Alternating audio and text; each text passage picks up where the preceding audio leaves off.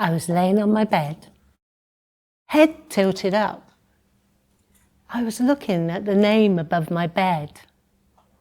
It was not my name. For 2 weeks, people had been calling me by the wrong name. I kept telling them, but nobody would listen. Have you ever been ignored? Have you ever tried to explain yourself and been dismissed? It made me feel like screaming. I was in a mental health hospital. Today, I'm here to share with you a journey. My journey, a journey of hope and a journey of despair. How did I come to be in the mental health hospital? It was April the 1st. I was 30 years old. I was leading a community arts charity. And can you imagine? One day, I was building an outdoor kiln with a group of children, writing funding bids, managing a team. And the next day, I was sectioned under the Mental Health Act. My marriage had come to an end, and I wanted to understand why. So I'd sit down, I'd start writing. Hours would pass by, and I'd still be writing, like a detective, trying to piece it all together. And nothing would stop me until the phone rang. It was my friend. Where are you? Where are you? I was supposed to be babysitting, and I got lost in all the unravelling. And in the days leading up to being sectioned, I did many things that shocked the people around me. And I had no fear. Frosty night, I got in the car, and I drove for miles into the countryside. My headlight was pointing up into the night sky, because I'd had a bump in the car earlier in the day and it knocked it up. And I followed that light into the middle of a country park, into the middle of the trees. And I was driving round and round in the trees, mesmerised by the light. And then I sat in the dark and I waited for the sun to rise. It was magical. So back to April the 1st. I was laying in my bath.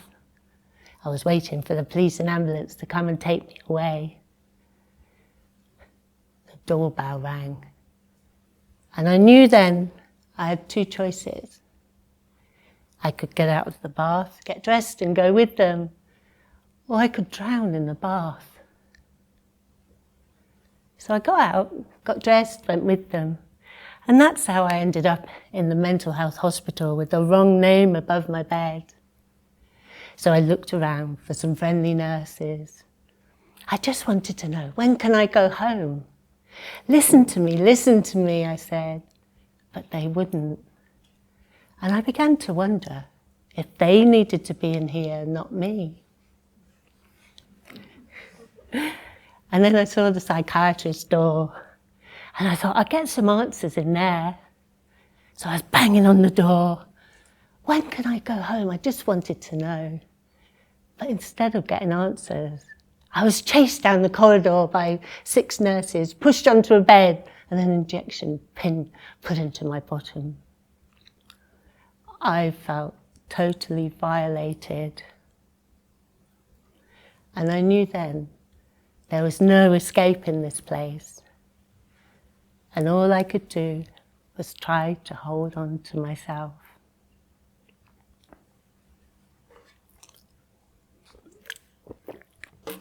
So every day, I'd walk around, talking to people, offering a listening ear, and looking for shared moments of human connection. And there was the young woman, laying on her bed, listening to a Sony Walkman, and we'd take one earphone each, and we'd listen to the sad songs and cry together. And then there was Tony with his table tennis. He played every day, and he invited me to join him, and it passed away the time. until he went home. And then there was George. George had been in the hospital for a very long time. He knew all the best places to walk. And he made me laugh. And in a place like that, it's the laughter and human connection that mean everything. Don't forget your camera, George would say. And I take it out with me every day, capturing the minutiae of everyday life in the hospital. And the beauty of the grounds, acres of pink cherry blossom, yellow daffodils and red go slow signs. And those images, they were more than photographs. They were anchors holding me to a world I feared I was losing. And one night, I hit rock bottom. I was hammering on those big wooden doors, desperate to escape. And a nurse came along, and she stopped me, not with force, but with compassion. And she gently guided me to the dining room and sat with me while I ran round and round and round, expelling the pent-up frustration and fear in loops of manic energy. And then she talked to me of a future outside the hospital walls. And sometimes that's all you need, isn't it? One kind word, one moment of human connection. And the people in the hospital, they were my village. The nurse with the kindness, George with his laughter, Tony with his table tennis, and the young woman with her sad songs. And I needed that village to hold on to myself. And those people, along with my family and friends who visited from near and far, continually reminded me of who I was and who I could still become. And I poured everything into my camera. And my friends would come and they'd take away the films, develop them and bring them back. And in the night, when it was quiet, I'd lay them round my bed and make them into collages on mountain board with writing. My first solo exhibition, right there in the hospital games room.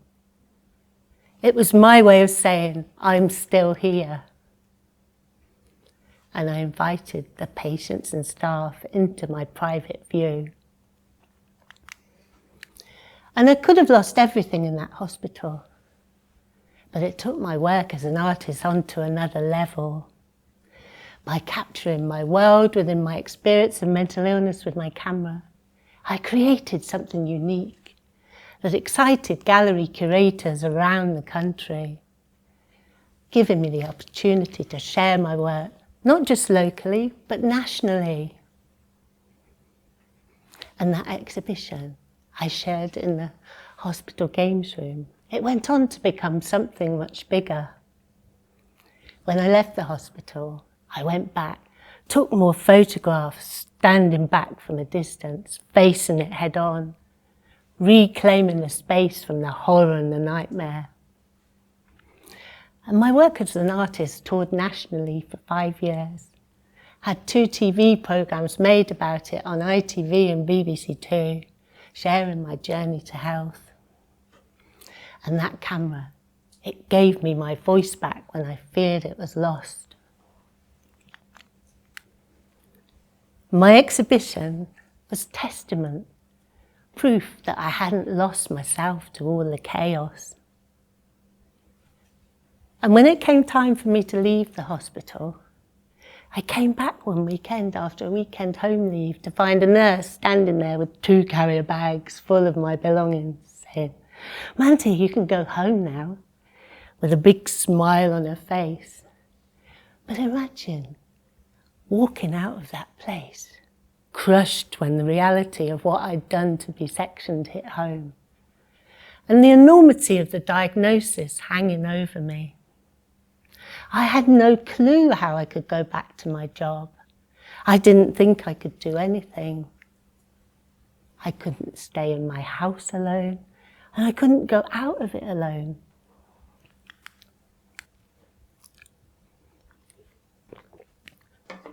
And I'll never forget the look on my mum's face.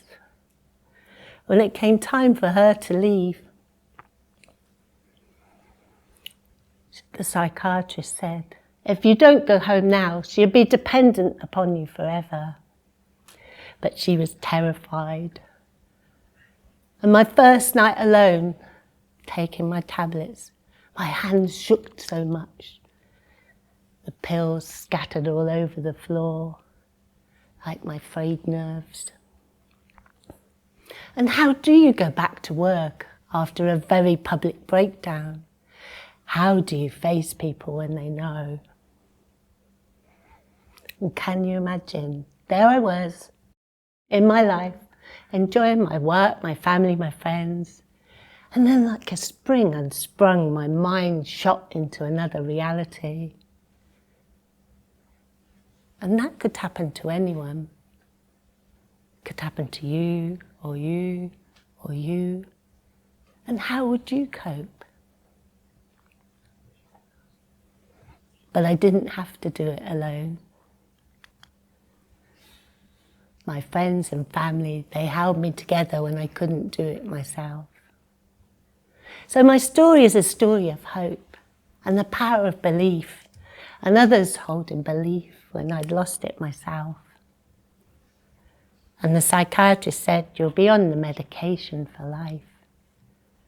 But over time, I was able to come off it. I'd seen a 60-year-old man in the hospital who'd been on the medication for life, in and out of the hospital. And I knew for life couldn't mean for life for me. And I wanted to have a baby. And you couldn't have a baby on that medication. So I knew I had to find a way. And my writing and photography were incredibly therapeutic. And speaking was a powerful tool of healing. Life's still a roller coaster. There are still the highs and lows. I feel life very deeply, but I'm still standing. And as I stand here today, I remember all the moments of terror. The initial fear on entering the hospital, not knowing when I would leave. The diagnosis and how scary that was. The medication and the side effects, one day turning yellow and ending up in the general hospital having a liver scan. And the first night alone on leaving the hospital. And the daunting return to work. My first morning back, my colleague said, "Mand, I've never seen you look so nervous." Each was a storm to weather. And yet I stand as testament to the power of community. Within 5 months, I went back to my job.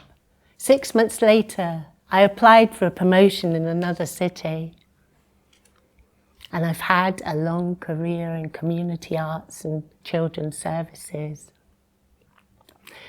Even serving as mayoress in our city of 300,000 people, where I was described as the most prolific consort in our city's mayoral history.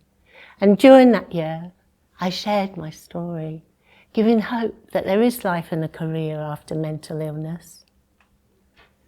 So my message to you today is, remember who you are. Whatever you're struggling with, hold on to yourself and remember who you are. It takes a village to raise a child. It takes a village to take someone through and support them through mental health struggles. We don't have to face our battles alone. Let's be that village for each other. Hold on to yourself, always. Thank you.